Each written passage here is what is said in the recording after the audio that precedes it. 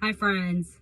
A lot of times when things are very familiar to us, it's very hard for us to let it go.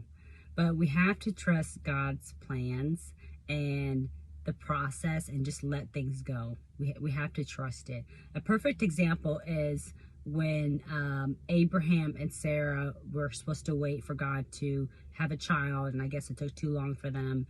And then Sarah told him, why don't you have a baby with Hagar? Hagar was one of the slaves. So Sarah told Abraham, why don't you have a baby with Hagar? Which Hagar was one of the slaves, right? So Abraham ended up having a baby with Hagar, who was the slave, because they couldn't have kids.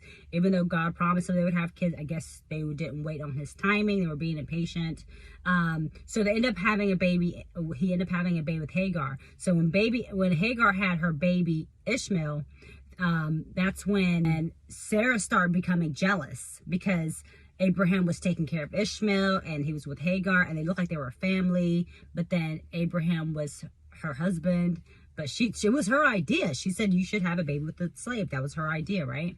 So she started getting jealous. And then eventually, as God promised comes true, like always, Sarah ended up having a baby, right? And then she started becoming really jealous of I think she started becoming really jealous of Hagar, because she was like, well, since Ishmael is your firstborn son, he's going to end up, taking over, and that's going to stop from our son being able to lead. And basically that was her excuse to get rid of her. And she told Abraham, you need to get rid of Hagar and Ishmael. You need to get rid of them. You need to tell them to leave the village.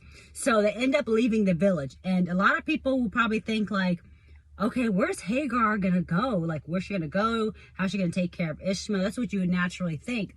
But just because you're familiar with something, that does not mean that's where you should stay. She's probably familiar with being there, but a lot of times you have to think deeper. When Hagar was leaving the village, when she was in the village with Abraham and Sarah, she was a slave. So that means now that they're telling her to go, it's actually a blessing because she's walking away from slavery. She's actually walking into freedom, right?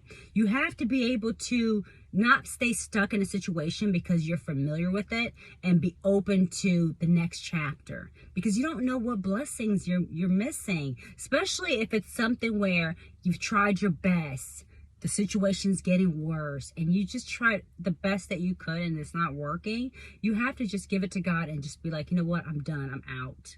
If it's meant for me, things will come around, it'll work out. Especially if you're doing the best that you can, like, you're genuinely doing the best that you can. I love that story so much because if you think deep into it, she was walking into freedom. She wasn't a slave anymore. And most people will probably see it as, well, where's she gonna go? She's gonna be hungry, and they were, but she's walking to a new chapter and everything worked out fine. But yeah, that's a beautiful story. Okay, bye friends.